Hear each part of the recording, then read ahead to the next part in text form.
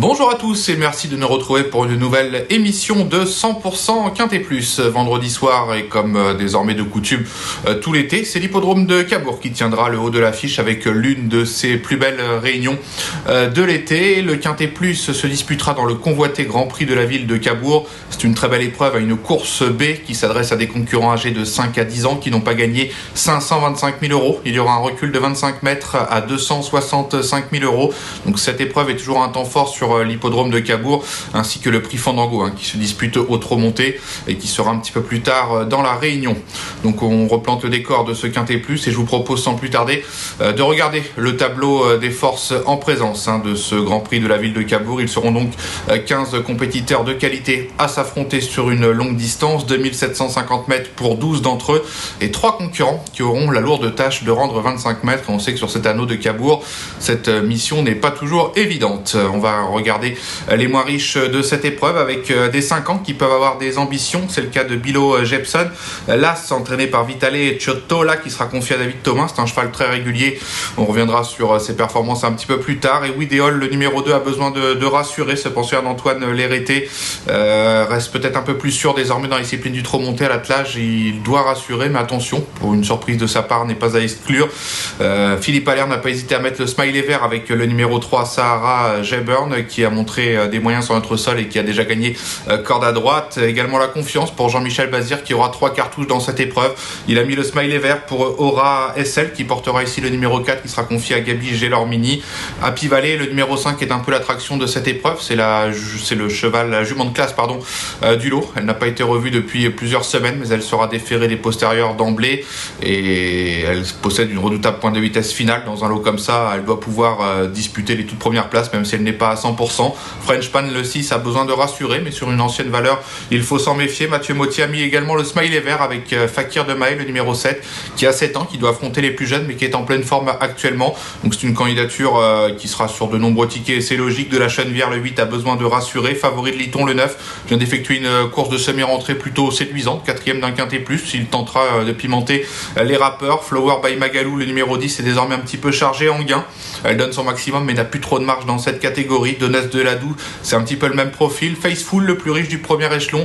Le numéro 12, on tente un petit peu de nouveau corde à droite. On vient de le voir se montrer fautif 2 fois à gauche dans le tournant final. Alors qu'il avait des ressources, on change de corde avec Louis Baudron.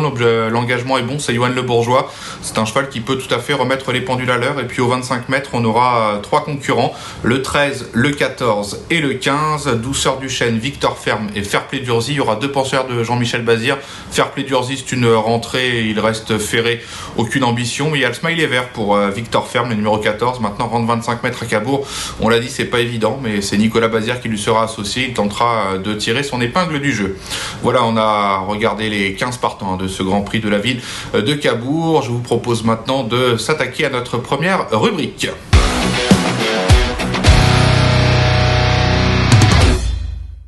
Allez, on fait donc le papier de cette épreuve. Je détache la candidature de 5 chevaux, 5 concurrents qui vont s'élancer du premier échelon, qui font partie des plus jeunes. Je pense qu'à gains égaux, on dit que normalement les plus jeunes sont avantagés puisqu'ils ont mis moins de temps pour avoir autant de gains que leurs aînés. Donc c'est qu'ils ont une petite qualité en plus. Et je pense que ça risque d'être le cas. Ce vendredi soir, il faut accorder un large crédit aux 5 ans. Et on va commencer avec ma favorite, Happy Valley, le numéro 5. C'est une jument de classe qui a été vraiment l'une des révélations de l'hiver dernier, et l'an passé elle avait aligné les victoires. On l'a vu s'illustrer contre les meilleurs de sa génération, remportant un semi-classique pour les Pouliches à l'issue d'une fin de course tranchante. C'est une jument qui a repris de la fraîcheur, on ne l'a pas revue depuis le mois de mai, mais elle sera déférée des postérieurs d'emblée. Elle a beaucoup de classe, elle est capable d'attendre et faire le tour de ses rivaux durant les 500 derniers mètres et de finir très vite. C'est Jean-Philippe Dubois qui sera à son sulky. Elle a déjà eu l'occasion de se produire sur l'hippodrome de Cabourg, et je vous propose d'ailleurs d'évoquer une stat la concernant. Elle s'est produite 4 fois à Cabourg pour 2 victoires et un podium, donc 75% de réussite. Même si elle n'est pas à 100%, moi je pense que sa classe peut faire la différence. Je tente de la placer en tête de ma sélection. En deuxième position figure le numéro 3, c'est Sahara Jayburn, qui est entraîné par Philippe Allaire. C'est un 5 ans qui a également dévoilé un certain potentiel sur notre sol et je vais vous proposer une stat le concernant qui concerne son pilote François Lagadec. Il a déjà été associé à 4 reprises à ce Sahara G-Bird et les stats sont bonnes puisqu'il y a une victoire et 2 places, 75% de réussite. L'unique victoire s'est disputée corde à droite, donc c'est de bon augure pour le quintet de ce vendredi soir et je vous propose de revoir le cheval lors de sa plus récente sortie. C'était sur l'hippodrome d'Anguin, l'occasion du prix du Louvre, donc une épreuve quand même assez convoitée et on va voir que le cheval allait faire bonne contenance jusqu'au bout sans pouvoir menacer ce jour-là. Le lauréat qui avait fait belle impression, c'était le pensionnaire de Mathieu Abrivard, Have a Dream, mais on a vu Sahara G-Bird sur les images rester net deuxième dans la phase finale. Le cheval faisait preuve de beaucoup de courage, il était associé à François Lagadec, il dominait Héros d'Armes, Minden, un lot quand même intéressant avec des 4 et 5 ans. Donc voilà, le cheval est au top. On l'a dit, il a couru une fois corde à droite, ça s'est soldé par une victoire sur l'hippodrome de Cholet. Le cheval fait face à un bon engagement en tête, c'est Philippe Allaire, François Lagadec qui connaît une très belle réussite à Cagnes-sur-Mer, à Cabourg, excusez-moi. Donc voilà, Sahara G-Bird, je pense qu'il fait partie des bonnes bases dans cette épreuve. On l'a vu en image et les stats plaident en sa faveur avec son association avec son driver. En troisième position, c'est Bilo Jepson, l'As.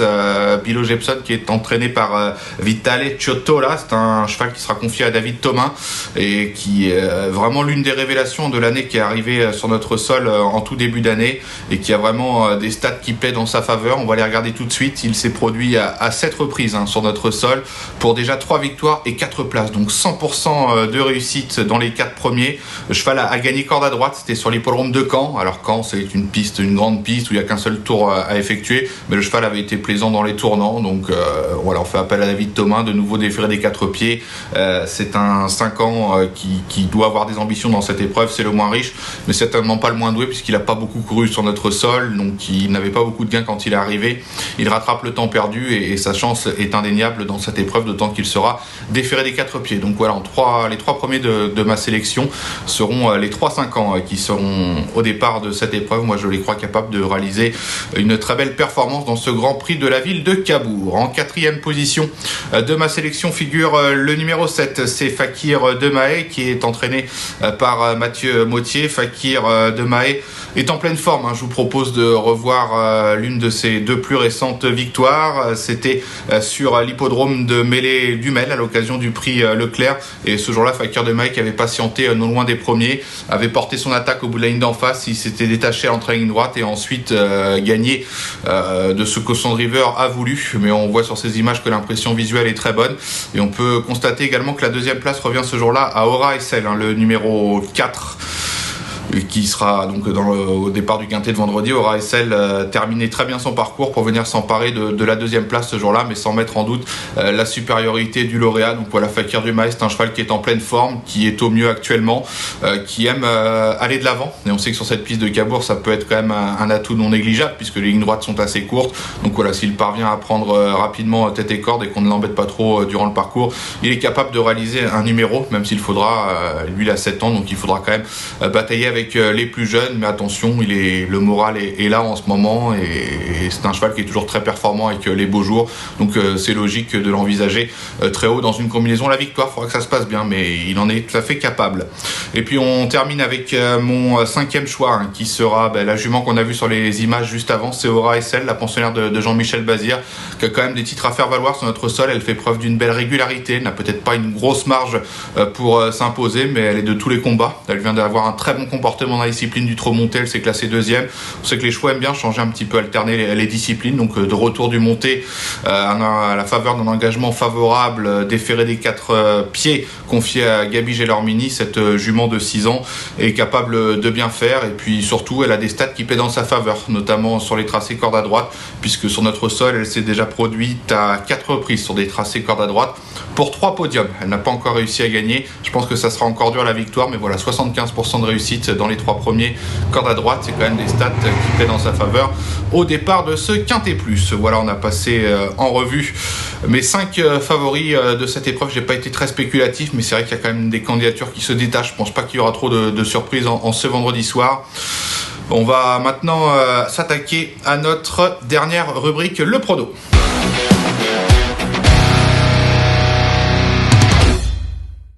Un rappel de mes 5 préférés donc pour ce Quintet Plus avec Happy Valley qui portera le numéro 5 malgré une rentrée, je la place en tête de ma sélection. Le 3 Sahara Jauburn, pensionnaire du redoutable Philippe Allaire. En 3e position l'As Bilo Jepson, irréprochable sur notre sol. Fakir de Maé en 4e position, un cheval qui est au top de sa forme actuellement. Et puis je termine avec la régulière Aura SL confiée à Gabi Gelormini qui devrait encore pouvoir intégrer la bonne combinaison. Un rappel chiffré donc de notre sélection, le 5, le 3, l'As, le 7 et le 4. Avant de se quitter, je vais vous proposer un conseil de jeu, toujours sur l'hippodrome de Cabourg. Faudra patienter, enfin c'est dans l'épreuve suivante, le Quintet Plus c'est à 20h15 et moi j'ai repéré un petit cheval dans l'épreuve suivante, la 4e course, pour des poulains de 4 ans qui n'ont pas beaucoup de gains, n'ayant pas gagné 34 500 €, le recul est à 16 000 € et je fais confiance à un cheval qui est bien engagé en tête, c'est Iroquois de Maï qui portera le numéro 10, cheval qui avait montré un petit peu de qualité l'an passé, qui avait notamment remporté une course intéressante et la ligne à répéter par la suite. Le cheval a connu ensuite à Lombrec, on a effectué une rentrée 7e et lors de sa plus récente sortie 5e, on a vu du mieux. Le cheval a désormais 3 parcours dans les jambes, enfin ça sera sa 3e course de rentrée, il devrait être proche de son meilleur niveau. On fait appel à Benjamin Rochard, l'engagement est bon en tête et puis le cheval est allégé dans sa ferrure, il sera plaqué pour la première fois des antérieurs et déferré des postérieurs pour l'occasion.